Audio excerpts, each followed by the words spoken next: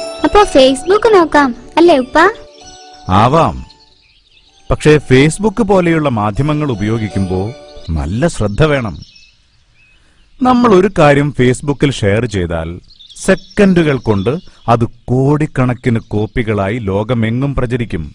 അത് നല്ല കാര്യമാണെങ്കിൽ അത്രയും നന്മ നമ്മൾ ഷെയർ ചെയ്തു. അത് ചീത്ത കാര്യമാണെങ്കിലോ അത്രയും തിന്മ നമ്മൾ ഷെയർ ചെയ്തു എന്നർത്ഥം.